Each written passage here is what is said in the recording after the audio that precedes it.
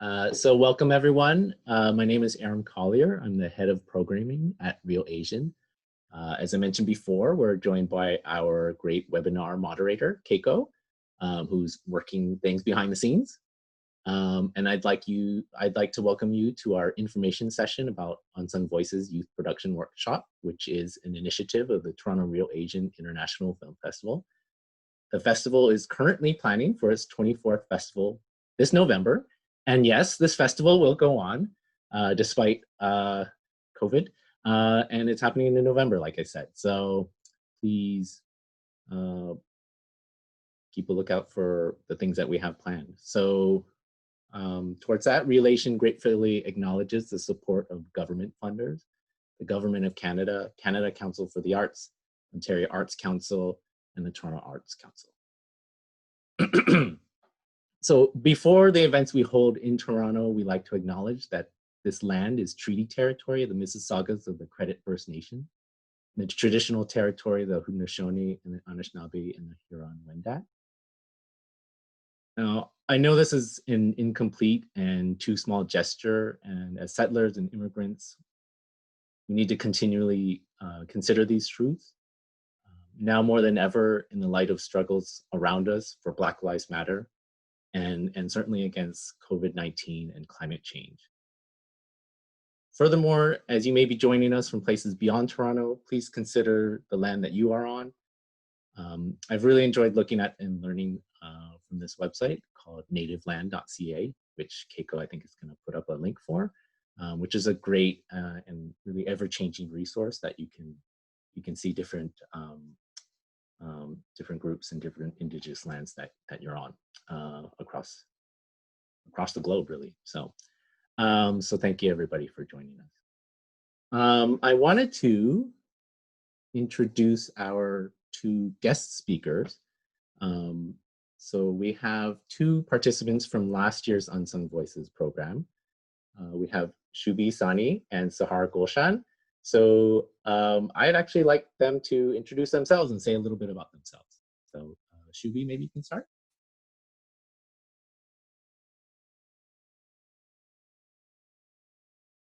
You gotta unmute yourself. Okay, hello. Sorry about that. Hi, my name's Shubhi. I made a short fiction film in last year's Unsung Voices program.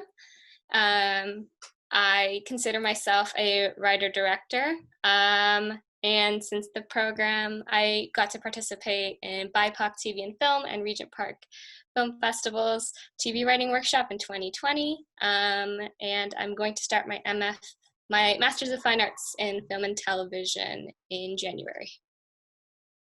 Great, thank you. And Sahar, if you'd like to introduce yourself as well.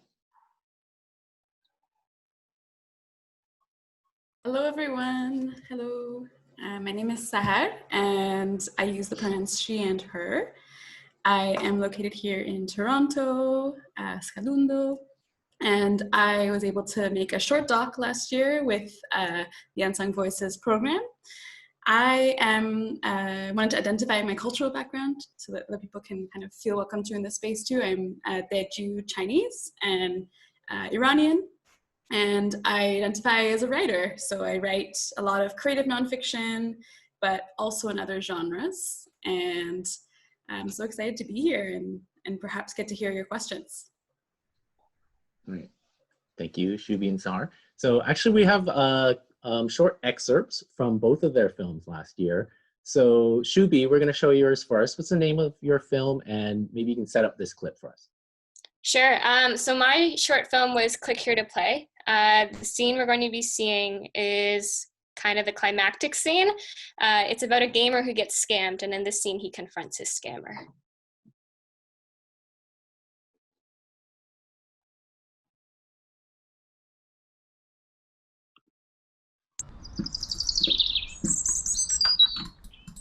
Yo, guess who I just ran into? I don't know. Who? It begins with a P and rhymes with solution. Nice one, Daniel. Where?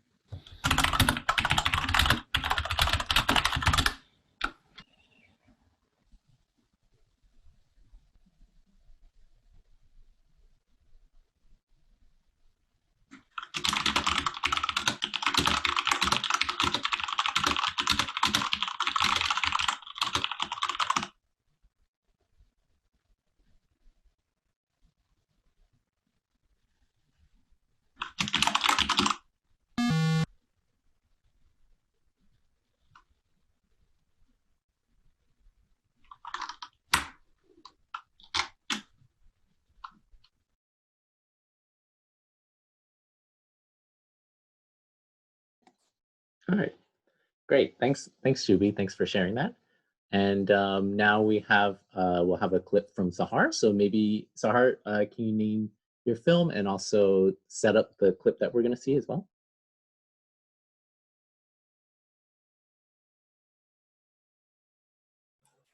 Great. My film is called Car, and it's a short documentary. It's about my father, actually. And so it's a personal family documentary about my father's transition outside of the taxi industry as a result of the growth of the ride-sharing apps industry, such as Uber.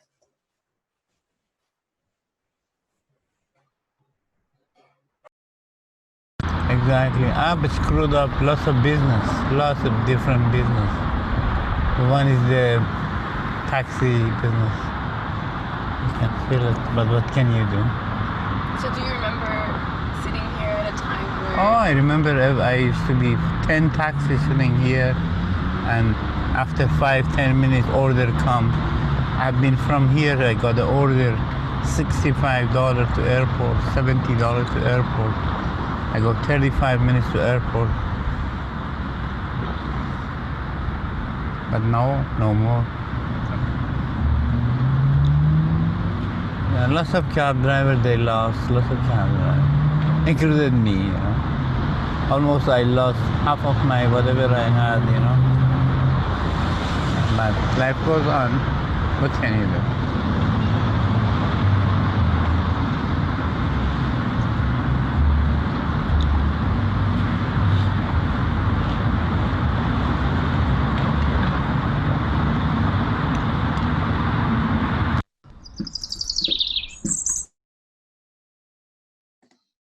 All right. Thanks, Sahar. Yeah, funny story. I was testing out the clips earlier, testing out Shubhi's video, and my 7-year-old was watching, and then it says, "Hey, asshole!" And I'm like, "Oh, I better test this a little bit later." But anyway, you can see from these clips that we have a number of different genres that people can make, and people have made all types of different work outside of the examples that you saw. But those are just a couple that we have from last year. So actually, you know, how the program works is people, the participants make the film, and then we end up showing it at the festival in November. So Sahar and Shooby showed these films, premiered these films at the 23rd festival in last November.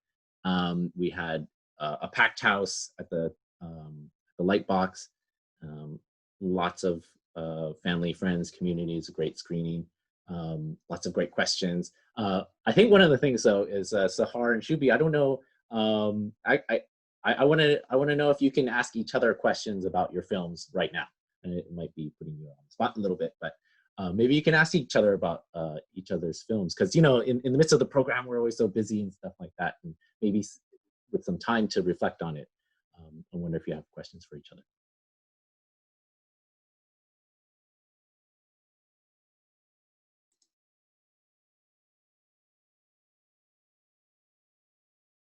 Great. So I have a question for you, Shubhi. We got to know each other. It's a very collaborative program, but I have a really specific question for you that I think maybe will be relevant to people's applications. So the why in storytelling is really important, and I wanted to know for you why you felt that you were the person who should make your film Click Here to Play. And I'm curious your why when you were putting together the application or beginning to make the film, and then and how that might have changed once you had the final product of the film.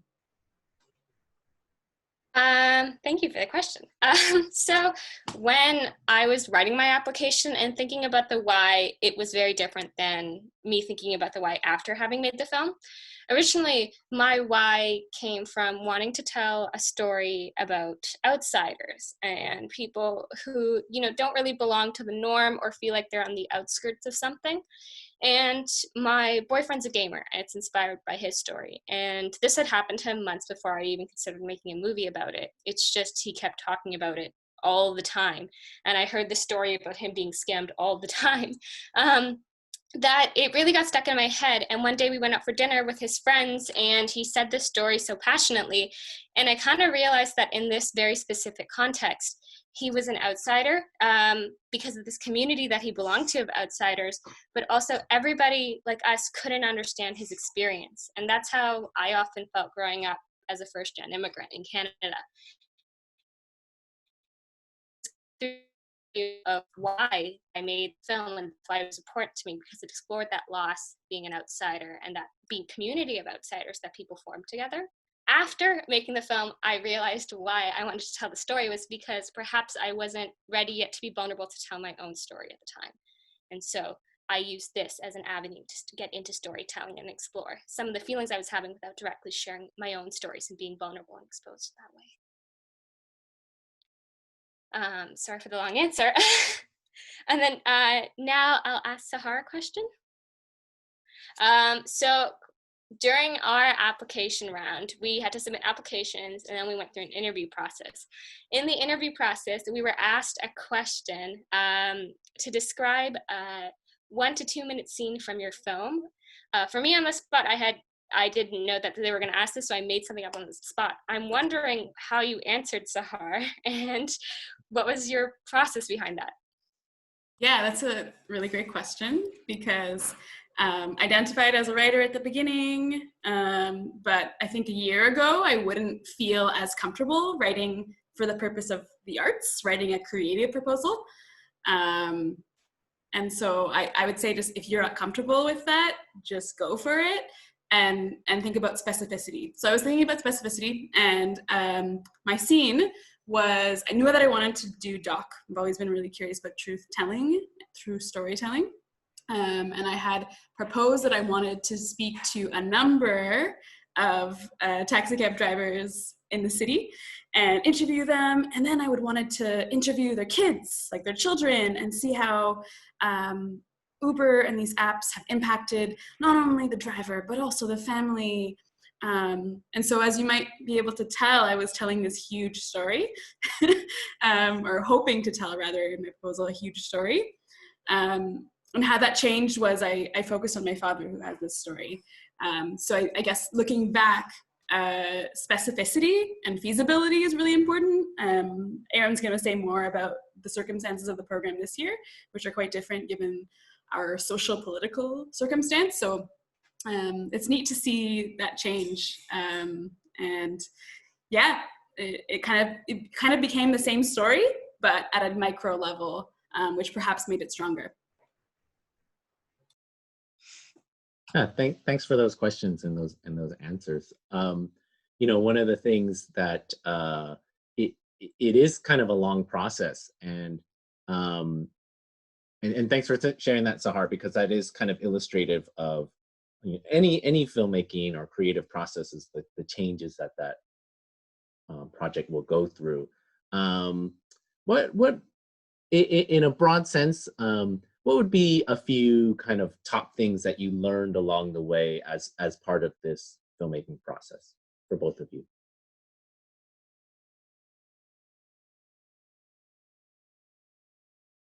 Who wants to go first? Muted. Oh, sorry, we were just muted. The question was, what did we learn the most from the process? Maybe like 3 things that you learned along the way of the program, the process of making your film. I realized that, and this is probably going to sound like naive and obvious to a lot of people who already know about film, but I realized that every shot in your movie is supposed to have a purpose. And to other people that might sound really obvious, but to me, I didn't know that every single shot, composition, frame was supposed to have meaning and intent behind it, related back to your message of your story. And so when we were going through the planning process and realizing how much thought really had to go into it and how many references you really needed, that was a big learning moment for me, and something that was overwhelming that I learned how to overcome through the resources we got in the program. Another thing I realized was that film set days always go over. And not always, but they tend they tend to run really long because things just don't really go according to plan. And so a lot of the planning process is, what are you going to do if your plan doesn't work out? And coming up with that on the spot, or being ready beforehand, and just kind of finding ways to problem solve, and which will be a really unique problem solving for you guys this year, going through the new problem solving of the situation that we're in. But yeah, those were really the big two things I learned from Sahara.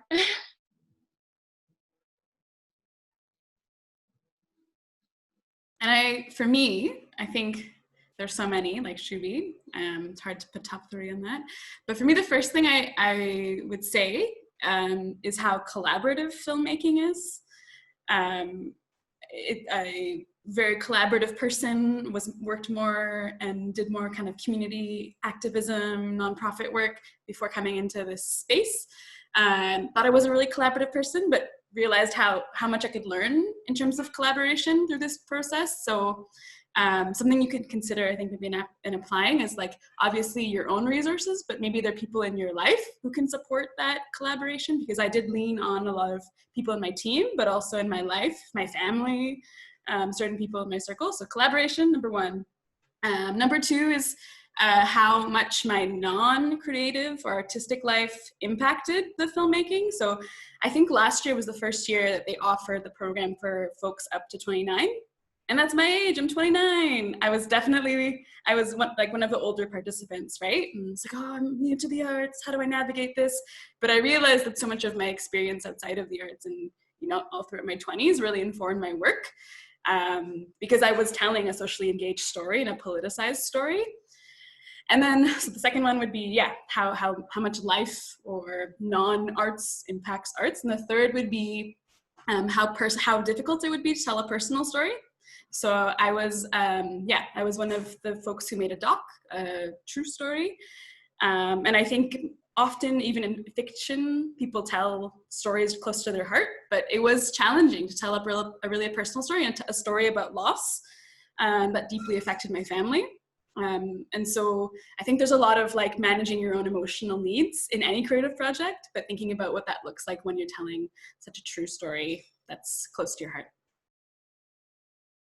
Awesome. Great answers from both of you.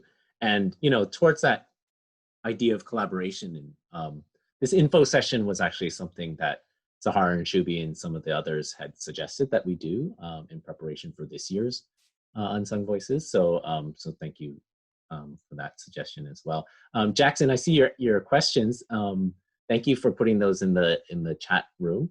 We will definitely get to those, and it's great to contribute to this. I just did want to ask Shooby and Sahara one more question each. So what are some things that you wish you knew before, like that you know now, that you wish you knew before? I wish I had exposed more of my own experiences in my storytelling. Like, it was a great experience telling the story, and it's still close to my heart, and I'm glad it's my first film. But I wish I had, dug a little bit deeper with my story idea and thought about, how does this relate back to me and my unique view and perspective of the world? More functionally, regards to the program, what I wish I knew was to really lean on your collaborators. In film, you have a wonderful opportunity where it's not just you who shapes the art and the image, but it's also your director of your photography, also your gaffer or lighting person. It's all these different people on a team. But all these different voices. We had like a writing mentor, and I think I was really stuck to my vision of what I wanted to do, that I wasn't more open to these different ideas. But looking back, I think if I had been more open and taken more of their perspectives into account, my idea would have come out stronger in the end. And I think that was something that I wish I had done more of, is collaborating, and then also just being more true to my own experiences and be willing to be expose myself and vulnerable. I felt that a big aspect of my learning was technical. And so I think looking back, watching more documentaries, thinking about even how film is impacted so much by written text, by visual arts, by poetry, and thought a little bit about like technique and form, because I think there's often we're exposed to one kind of documentary or one kind of narrative film. So thought a little bit more about like technique and creativity, because my film ended up being like a mix of poetry and a mix of more typical traditional documentary technique. So thinking around that. Great. Thanks for those. Thanks for those really well considered answers. Jackson has a few questions. So actually, we'll do the last of Jackson's questions first because it's very specific to. So Shooby, in which way did this program impact or enhance your decision to get an MFA in film and TV? Okay. So for this question, so before I applied to the program, actually, the year I applied to the program, earlier in the year, I had applied to an MFA in film, and I didn't get in. And I think I was really crushed and devastated and kind of deciding maybe I'm just not going to do film. But then a couple months later, this program came along, and I decided, you know what, I'm going to make this film just for me, just to see if I like filmmaking, and not for any program or anything. And doing this program really kind of reaffirmed that interest in filmmaking. Like, this program really stimulates the process of going to film school and making films on your own, because you write your own story, you work with collaborators, you get mentorship, you have in-class sessions, and then you go out and you make the film. And films, like the first films, are always learning experiences more than they are, I think, examples of who you are as a filmmaker. They're just, you're learning what you're doing. You're really learning on the job in every process. And I realized that I enjoyed that, and I wanted more of that. Like, I wanted to be in a structured school environment. I wanted to spend years putting the effort into learning this craft, and spending time learning movies rather than just going into filmmaking. And so at the end of the day, I actually ended up using the short film I made in this program to apply to my MFA programs. And I really do credit getting into an MFA program due to this program, like Unsung Voices. Like, I don't think I would have had a film, or even I wouldn't have grown as much as a person to be able to go and do an MFA without the experiences I had in Unsung Voices. I don't know if that answers your question. You can leave a chat if you want more information. I'm happy to talk about this. All right, thanks, Shubhi. No promises that it'll get you into an MFA program, though, so just say that. Just gotta say that. Sorry, Jackson, you've been waiting long enough. I'm gonna get to your numbered questions now. So you turned 30 in August. Are you still eligible for this year's program? Yes, I would say so. You're right now. Number 3, what is the honorarium amount? This was another suggestion that last year's cohort made for us to provide an honorarium. As fundraising is still happening right now, I don't have an exact amount, but we traditionally did not have an honorarium at all. Though we do pay artist fees, so that when the film does play at the festival, each filmmaker does get paid for that work as we follow IMA rates. And they also, depending on the year, so this will be the 9th iteration of this program. Year by year, fundraising takes different shapes, and there's different funds for every year. So filmmakers also received a small amount of money, resources for food and resources, that kind of thing. So I can't give you the exact number, but there will be an honorarium. Like, I think a relatively sizable one. But you know, if you want to follow up on that too, should you get shortlisted for an interview, we may have a little bit more information by then. So, and okay, number 2 is very important, and I did want to address that. So, how will Unsung Voices adapt this year's program given the new cross-country and pandemic environment? You know, to keep it real, I don't know exactly, but I don't know exactly how it's going to unfold, but in the past, as you can see in the films, the examples, you know, we taught, and the films that came out tended to be pretty traditional in terms of traditional film production workflow. That is going to be different this year. Public health guidelines against groups in certain environments, social distancing, these are all things that we have to keep in mind. As you may have seen in the description on the website, this program will be all virtual, so every session will be happening like this, even if you are in Toronto. So, but I think this also opens up new opportunities for creativity. I think that, you know, I'm a filmmaker myself, as well as a programmer for Real Asian. You know, I think the process of you, as you've heard Shubhi and Sahara talk about, is that, you know, you set the parameters of this creative vision, and then you figure your way out of it, right? And to get it done. And it goes along a winding road a lot of the time. So, and it also means that we can use new tools for this year, maybe, and the films can take a more experimental or alternative shape. They can be interactive films. So there's a lot of possibility within these confines, these restrictions that we do have to deal with and we do have to be mindful of. So I hope that doesn't sound too much like I'm skirting around it, but the truth is we don't know how this is going to be. This is going to be an experimental year for Unsung Voices.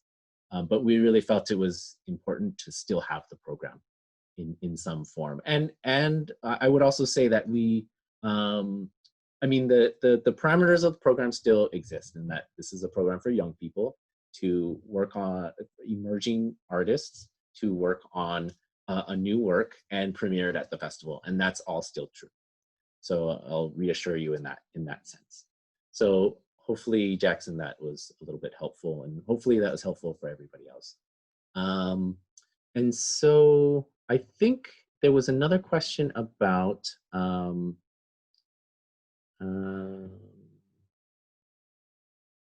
I think it was Natasha's question. What kind of experience in filmmaking are you looking for an applicant? Now, considering the confines that we do have, and that we won't be able to train in person, this is not to say that you need to have training in filmmaking, but some ability to be self-directed, to figure out how to execute on your own, which, you know, past participants have had to do anyway.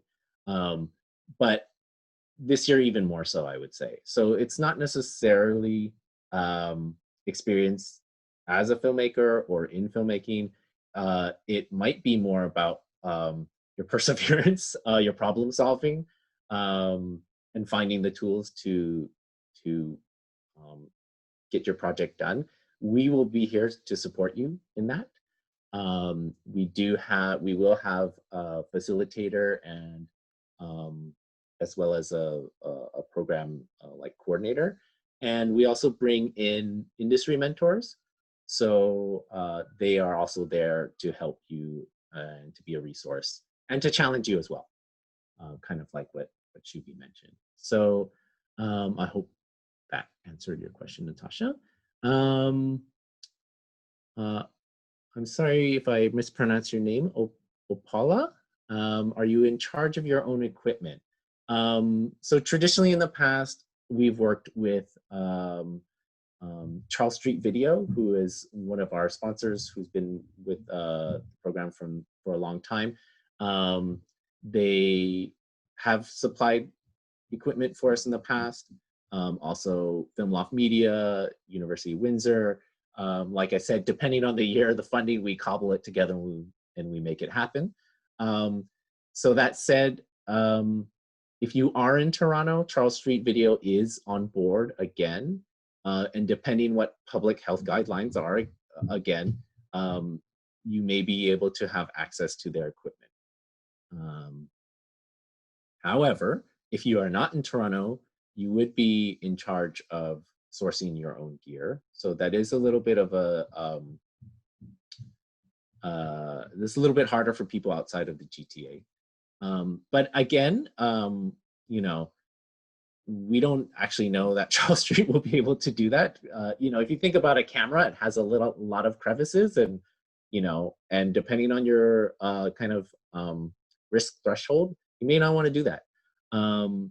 So again, this is a place where we have to get creative, and I think that we're seeing that in all aspects of our lives, not just in terms of making work, but creative arrangements to taking care of your kids during the day is one of them. But so hopefully that answers your question. But that's the thing, you know, it's it is really about being resourceful and using what you have at hand. I mean, if you do have a smartphone or access to a camera, that may be all you need. Furthermore, you may not need that at all. You can do found footage film, maybe do something in Google Earth Studio. There's all kinds of ways to make a piece, to make a video that I think will tell the story that is true to you, and true to what you want to say. So let's see. Jay had a couple of questions. And actually, so what would a stronger application look like? And what are some tips, suggestions to make my application stronger? So I've been talking a lot. So maybe Shubhi or Sahara would like to talk about how, like, what they worked on in terms of their application. What did they want to focus on?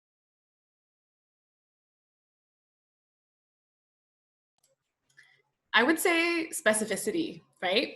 So if you're applying, it probably means that you're really interested and there's something about the application that intrigues you, and that's probably going to be for everyone. So kind of really tell the story of who you are.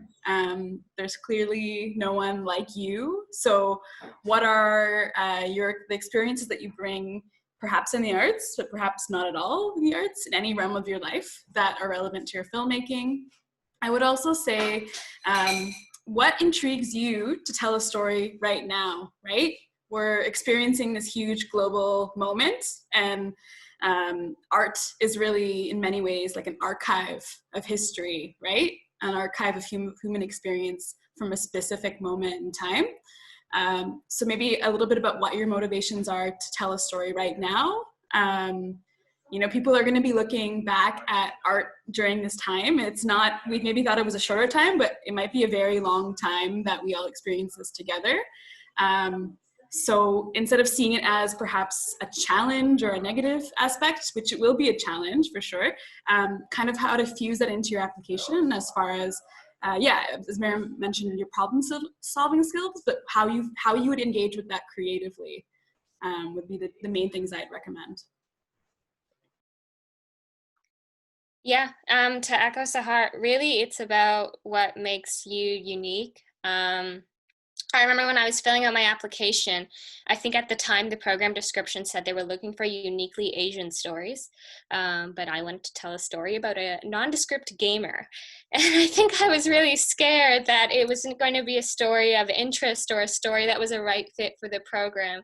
And I think if I had followed that perspective and tried to create a story that was a right fit for the program, I wouldn't have been in the program.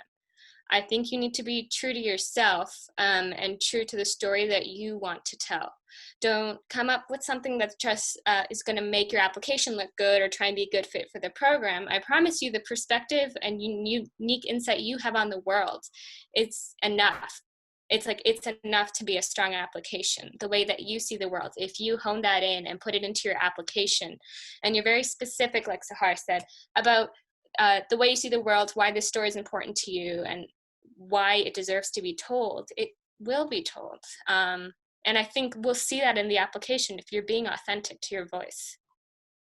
Yeah, and I'll just add on to that. You know, something that we have in the program, something that we talk about a lot in the programming committee and the programming department is, you know, what are the various like representations of Asianness and Asian perspective and it's incredibly varied, as you can see from just the examples that we saw, and who each of us are. So, you know, it doesn't need to be, that perspective doesn't need to be limited.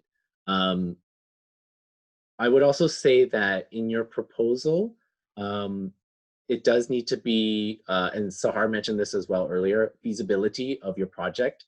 It has to be something that can be done this summer, right? If it is a doc, do you have access? If it is a story, like what's the scope of it? Is it scalable to the constraints that we're talking about?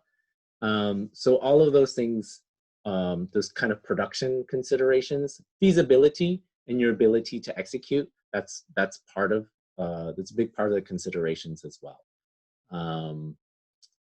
Yeah, so hopefully that answers a little bit about it.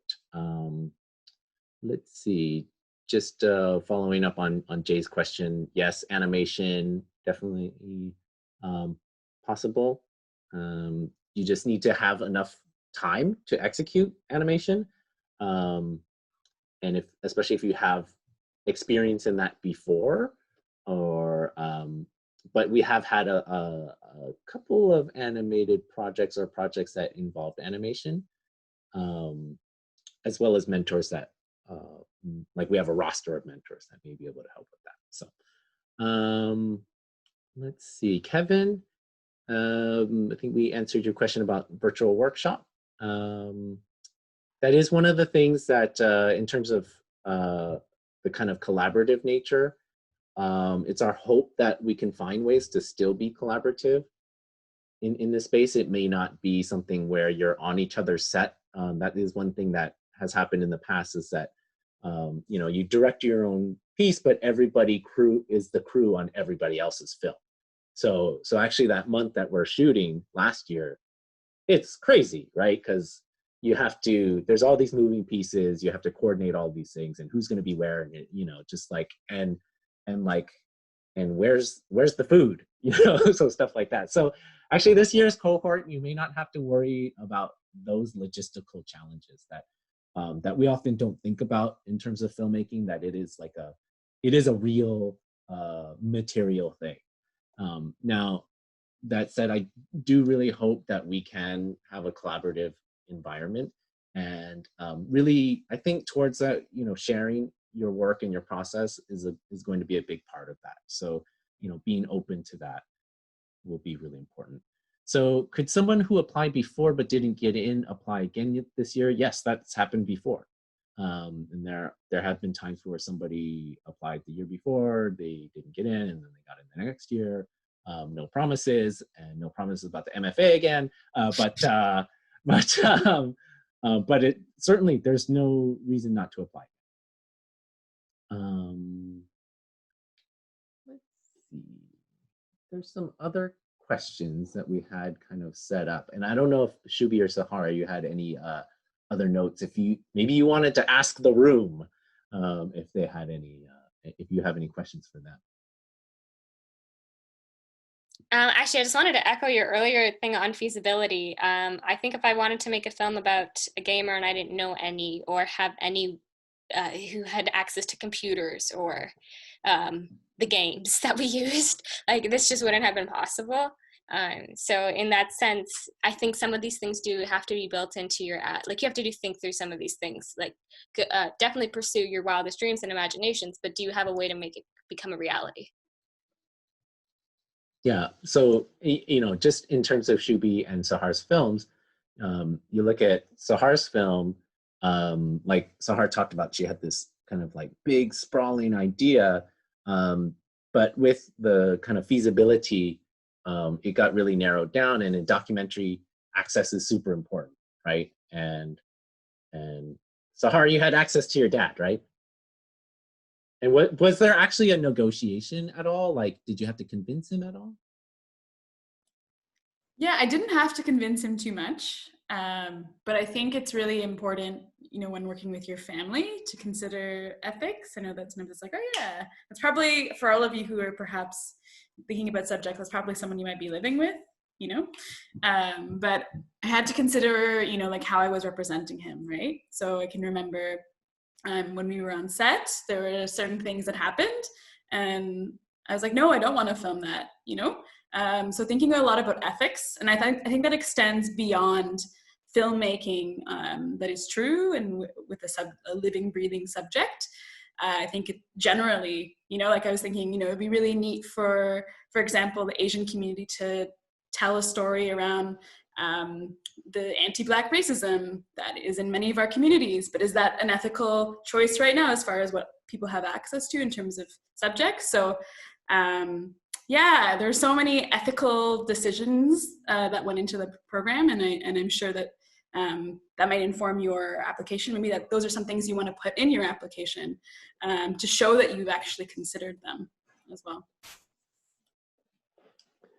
Okay, Jackson had a follow-up question in terms of how many participants are we taking in this year's cohort. So in the past, we've had about 5 to, I think one year we had 8, which was too many. I'll be honest, 8 was too many. Considering the limitations that we will be dealing with this year, it's probably going to be a little bit less, fewer participants. So probably between 4 and 6, whereas last year we had 7. So just, you know, putting that out there. And do Asians have to be featured visibly in the film, or can telling my truth as an Asian creator, this won't be sufficient, but not have Asians in it? You don't have to have Asians in it. This is kind of goes back to this idea of how do we talk about Asianness? How do we represent that? I think that it's something that you have to kind of think about yourself, for yourself, and how you want to what you want to put out into the world from your perspective. In terms of the festival itself, we do like to have both. We like to have Asian creators and Asian on screen. So that's very broad, and there's always lots of things within that. But just considering in terms of the visibility of Asian Canadian stories, representation on screen, representation of our perspectives on screen, those are important considerations that we always make as a programming team, and so that extends to this program as well. But no, it's not a requisite. That's also the short answer. So Jay had another question. If we propose one idea, are we expected to stick to the idea throughout, or would we be able to decide to do a complete 180 and do a different idea? Now, this is interesting because we, in the past, many participants have done 180s and then 180s yet again, and then another few degrees of changes. Now, so the filmmaking process, this always happens. Your project will never be what you set out to be, what you set out to do in the beginning.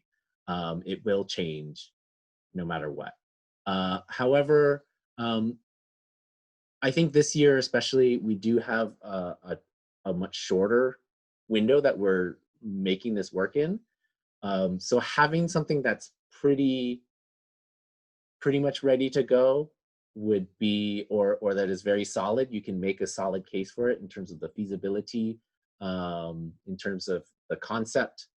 These are things that are really important this year, especially because you have to, you know, as we're separated from each other, you have to drive this a lot. So I would say that's a little bit different this year. You have a little bit less runway to work with. So, but of course, like I said, projects do change, but don't get in, you know, like the program is about, you know, it might be about 10 weeks this year. We had, I think, around maybe 14 weeks last year, 16, I'm not sure, something like that. It was much longer. So, you know, part of it is trying to get this engine revved up again, you know, like COVID has definitely put us behind the e-ball a little bit in a lot of situations. So So that gives you a little bit of sense of the scope of the project should be a little bit more focused, I would say.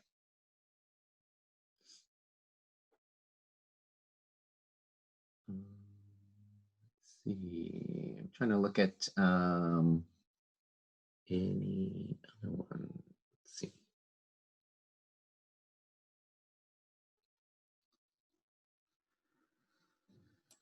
While you're looking, Aram, I wanted to share about the community building aspect of the program. So we've talked a lot about how it's collaborative, and we talked more about how it's collaborative while you're making the film. But I know that for me, a big, huge takeaway from the program was actually not the program itself, but being at the festival in November. And there might not be a physical festival this year, but we're learning in this age that it's really lonely and isolating to be in pandemic. However, there are ways that we're creatively building community and growing and maintaining community. So what I would say is that being involved in a group project this summer, I think would be a really incredible thing as far as building community in such a lonely time. And then to not discount how interactive a festival experience can be. It's not only Real Asian that perhaps might go online, perhaps might be in a physical realm, but there's so much skill building workshops, conversations, and just to have period your first film or one of your first films in an international film festival stage is such a huge opportunity. So I wouldn't discount the relationship building that is really key to this program. I've made a lot of really great connections. I know that something that really stands out is how many young people were at the festival. There's 2 staff who work for Real Asian, Kelly and Jasmine, who've really pushed a lot of youth interaction. So just the level of young people that you meet, and then the novelty of how this year it's a Canada-wide program. So I see someone in Vancouver, and just noting that this program has always been localized. It's always been Toronto. And so if you're not in Toronto, and it might be a little bit more challenging, I'm sure there's also resources in your community to really think of it like, yeah, this is the year I'm gonna do it. Because I think really neat stories can come out beyond the GTA. And also the last thing I'll say is, someone talked about, should my film have Asian content in it? I feel like it's great to have Asian visibility on screen, but we know just socially that there's typically one or a few versions of Asian that are on the screen. There's a lot of dominance as far as Chinese narratives and East Asian narratives. So as far as the application goes, like sharing with your friends who perhaps don't fit the typical Asian identity, as far as queerness, trans identities, abilities, disabilities, because yeah, there's just so many ways to tell an Asian story. And that's what I would share. Also, to add to the Asians on screen thing, I actually casted my film. Well, I didn't actually ask actors to be. Well, I didn't specifically ask to put a call out for Asian actors. I put out a call out for just actors, and the best actor for the role just happened to be Asian. And that's just how it happened to work out. But yeah, my movie could have ended up with a different actor. And I think, though, I'm glad it worked out the way it did, especially being an Asian actor, because I remember when we were developing the role together with the actor, a part of our conversation was, he was like, you know, it's just, I don't often see many like Asian gamers on screens, and I didn't even know that Asian people had this kind of relationship with games. And I think that was a really great experience, because he did get to meet some real gamers, and a lot of gamers I know are Asian gamers. And so that was like a unique way to talk about, I guess, a unique aspect of having representation that I just didn't even think about.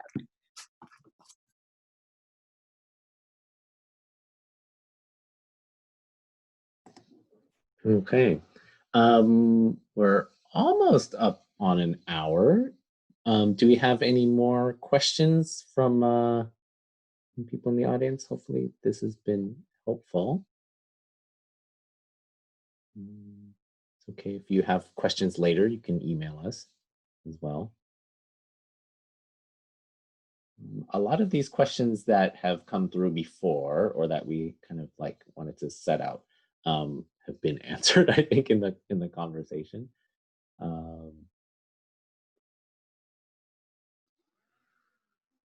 Oh, okay. So there's one question that Keiko's asking me. So who are the mentors for the program, and how will the mentors be part of the program? So the mentors for the program are people from the Real Asian community of filmmakers, and who also are part of the industry. And I don't mean always just capital I industry. They may be so some of them in the past have been like TV writers, somebody who directed for TV, but also is a independent director, producer. There may be documentary filmmakers, animators. Like if there is animation in this year, if there's somebody who wants to do animation this year, I have somebody lined up. So it's kind of one of those things. It's kind of one of those things where we kind of see what the group needs, and we try to fill in those gaps with the mentors. But they are people who are active in many different sectors of the industry, and I just putting that out there, and that I don't mean capital I industry in terms of just like, oh, they make a show for such and such channel, but it is, you know, people who make art films, who make experimental, who do music. So it's a lot of different artist mentors, and ultimately what the mentors do is to help, what they are there for is to help you think about your project in a different way that you may not have thought of. And also that in some way that there is also relationship building that can happen in that space as well. So that's kind of who the mentors are.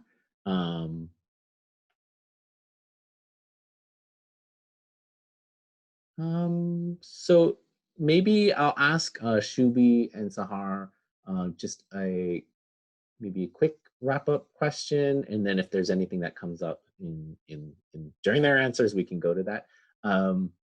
So what would you say was the most challenging part of the program for you, for both of you?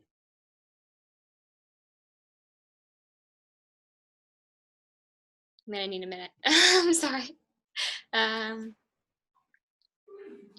I think the most challenging part, and this is like a very like technical functional thing, was coming up with a shot list. A lot of you might know what it is already, but in case you don't, a shot list is basically a list of every shot that's going to be in your film. So like in the small clip we saw a front shot of my actor, a back shot of the actor. We saw a shot of close-up of monster cans. And so your shot list is basically everything like that for every scene of your film. And for me, it was really challenging because a lot of it was like, but how do you know? Like, how do you know which shot is the best to communicate your visual or your image? And so this is like a very specific technical thing that was challenging for me. And I kind of realized is that there's no one process for everyone. Everyone has a different process. Some people are going to have a very specific shot list, and they're going to have images and storyboards, and it all completely planned out and a bunch of different references. Some people are going to show up on set one day and decide they want to try 3 different things. And that's what kind of got me through that learning curve. Is there's no formula to this, and I kind of apply that to everything in filmmaking, and everything I learned in this is there is no formula or one way to do it. Everybody has their own way of doing something, and so I think you're going to find a lot of the process challenging, like the script writing, the shooting, and even problem solving, how to tell a narrative in a pandemic. It is challenging, but there's no one way to do it. It's you bring your own way, and that's what makes it better. Yeah, and thanks, Shooby. And one of Shooby's challenges, one of the great things was that Shooby's script, in terms of feasibility, was one location, right? Which is great. But it happened that that location was about what? It was one room that was about like maybe 8 by 10, right? It was not big, so that was very challenging to not only come up with a shot list, but a shot list that would work in that small space, right? So, Sahara, did you have I did. a most challenging part? I did. I feel like for me, the most challenging thing was time. I'm very much like kind of perfectionist, completionist type of person. I was like, oh, it's kind of like this is big undertaking, and I want to do it really well. But I was also working, so I had to take some time off of work actually. And the reason I share this is because what is time right now? Time is this really strange thing. But also to just consider your time, right? I think if you're remotely interested in this program, apply, but I'll think of your own kind of self-care and maybe map out some resources that you have, either people in your life who can support you just emotionally, but also technically. I feel like as a result of time, I like a lot of people in my life and in the program supported me on some aspects. So just make sure you kind of map out what your supports are to best use your time in the 2 months that you'll be making the film. I think Shooby's a really good example of this in terms of time and that sort of thing. We had a limited time amount even in our program, but she like had all these YouTube videos. She basically like had all these resources online and books. So thinking about in a short time what resources are available to you on the internet.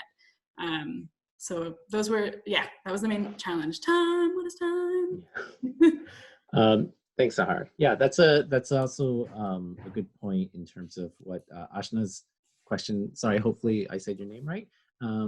But Ashna was saying, what's the most like? Would the sessions most likely be in the evening or during the day? Wondering how this would work for people with full-time jobs. In the past, the sessions were in the daytime because we had them at our building, so which was open in the daytime. Now that I would think that that's going to change this year. And thank you for the question because I don't know the exact time. You know, part of it also, you know, we are dealing with new realities in terms of, yes, what does time mean? And you know, I have meetings that happen at 10 at night now, you know, which they never did before. Furthermore, if we do have somebody from West Coast and then somebody from the East Coast, right? Like that's a 4-hour time difference. And can we accommodate something that happens? Can we find a time in between that everybody can participate? So there's going to be a little bit of negotiating that, but I would imagine, we would like to make that accommodation for everybody as much as possible. Now, you know, if everybody works in the day and one person works at night, then you know, it's possible that we have some asynchronous sessions in terms of like maybe sessions are recorded, but that may be less than ideal in terms of your interaction with others, so, and the mentors as well. So, but that's a really good question, and thank you for that.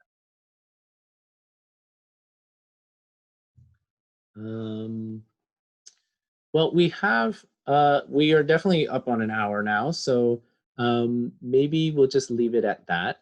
If you do have additional questions, I think my contact is on the website, so feel free to contact me. And or any last minute questions, throw it up now. But anyway, maybe Shooby and Sahara, if you have any last words. I wanted to say that I was unsure about applying. You know, there's so many things to do with your life. And I applied and I don't regret it at all. It's such a transformative experience personally and professionally. And I feel very connected to the Real Asian community. I'd never been to the festival, I've never picked up a camera really, but got to shoot Shubi's film. I was her director of photography. And I don't regret it at all. I just put it together. So I would say just like very much apply. And it sounds cliche, but literally putting together an application for a creative project, be it on film or another art form, will help you out for your next project if it doesn't work out with Real Asian. So my only thing is like, do apply. And then Aram, if anyone in this info session wants to connect with me, I'll say like maybe the best way is to connect to Aram if they want to connect with me over email. But like, I'm really happy to chat if there are any questions after today. And thanks everyone. Nice to see you and see your names, see some of your faces. Yes, echoing the same thing about connecting with me. If you want to connect with me, I guess through Aram. You can also find me on Instagram. It's a private account, but I will respond to your messages. It's Shooby, my name, and then DOO. I think what I want to tell everybody is if you're even a little bit interested in film, or a little part of you has always had this dream of being a filmmaker, thank you. Apply and do the program, because you don't know what it'll take you or where it'll lead you, or even what little bit of confidence it'll give you to follow your dreams. For me, that's what it did. It really reaffirmed that this is what I want to do. It gave me that confidence. It made me more of a leader, made me more courageous. And it made me figure out who I was more, and as a 20-something or even a 30, about to be 30 person, that's just a useful thing in life. And yeah, no promises on the MFA, but yes, it did get me there. That should be the tagline of Unsung Voices. Great program and no promises of the MFA. Hey, I have an MFA. What is it worth? No, I'm just kidding. Thank you, Sahar. Thank you, Shubhi, for joining us. Really great to see everybody and all your interests and your great questions. I do really hope you apply. And if you choose not to, that's totally cool too, you know. But do keep in touch with Relation. Follow us on our social channels. Like I said, we'll be up and running in November. So keep an eye out constantly for other opportunities as well. There will be things rolling out. So take care, everybody, and be safe. And thanks again. Thanks so much.